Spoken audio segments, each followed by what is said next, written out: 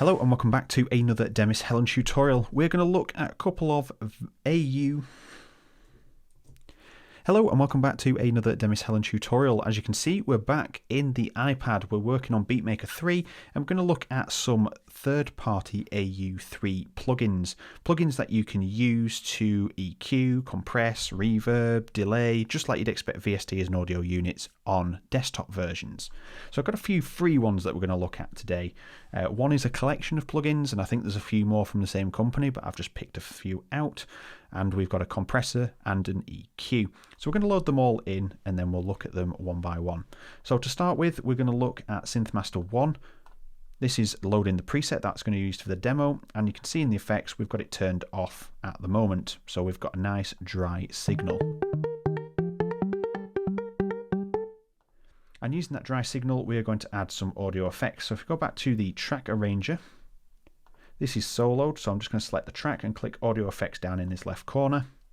And we have our Add Audio Effects, so we can use the built-in ones in Beatmaker, but we're not looking at that review today. We'll look at that in the future.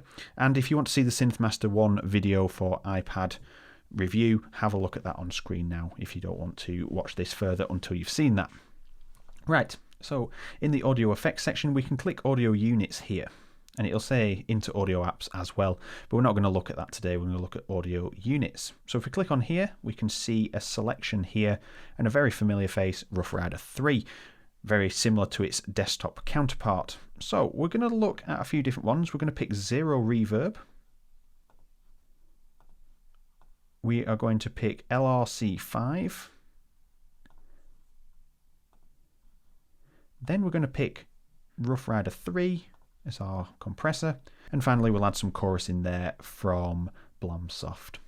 Right, so on the Zero Reverb, let's deactivate all of these, click Show Plugin. You can see we've got a nice user audio interface. Now using this with a mouse on iPad is really intuitive, but also at the same time I'm touching this now with the finger rather than the mouse itself, but either way, very intuitive. So let's have a listen to what this sounds like.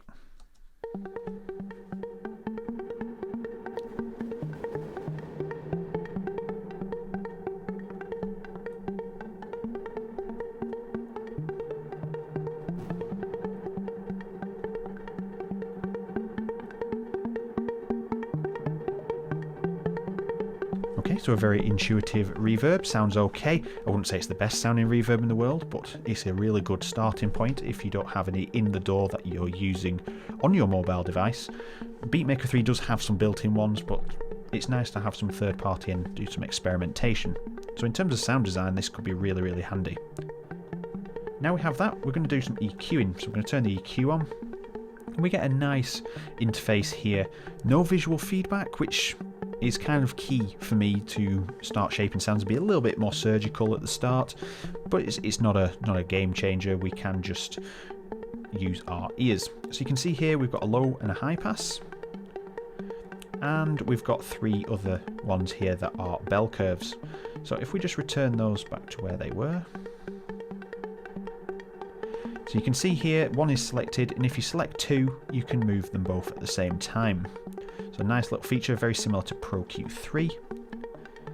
And what we can do is bring this down, and then with a pinch outwards motion, we can narrow the Q when selected. And then widen it, narrow it again.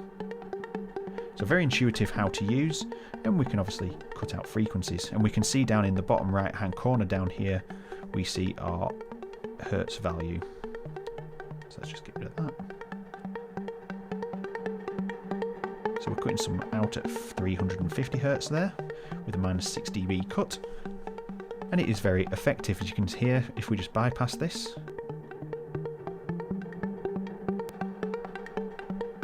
it is working as expected.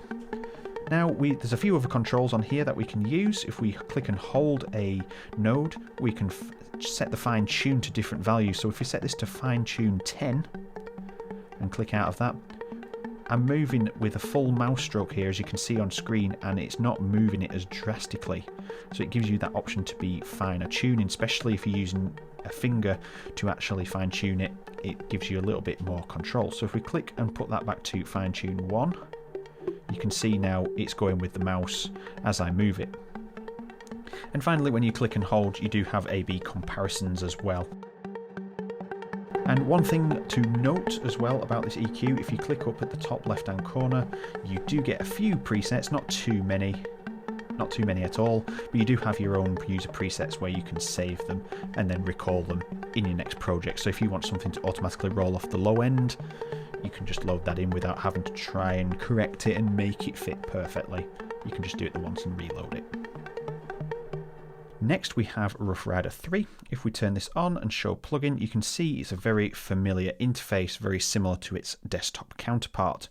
And it looks like it's one of the best looking out of the lot of the free plugins, so hats off to Audio Damage for bringing this to the iPad. Now if we take a look at some of the settings, we have our input levels and output levels either side. We have a full bandwidth mode as well as a high pass, filter sidechain and an external sidechain. The usual section in the middle, which is the ratio, threshold, which is sensitivity, but it's really a threshold, and then makeup gain, attack, release, mix, and then again your output level. And we have some presets. On default, you get a few presets there, you get a nice handful. So if we just click on good one, we can load that, and you can see it's applied that preset, and let's take a listen.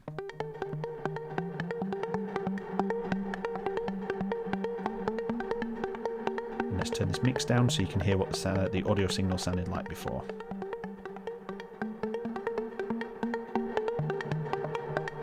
So it's doing a really good job and it's working exactly like a compressor you would expect, and I'll definitely be using this in productions on the iPad. The only gripe I have is the input and output VU meters are a little bit off-putting, you can't really see what's going on, but nonetheless you can use the mixers within the DAW that you are using.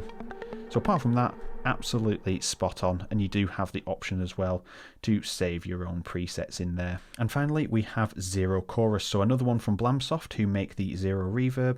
If we turn that on and jump in, very similar interface but using a chorus. So let's have a listen to how this sounds by playing.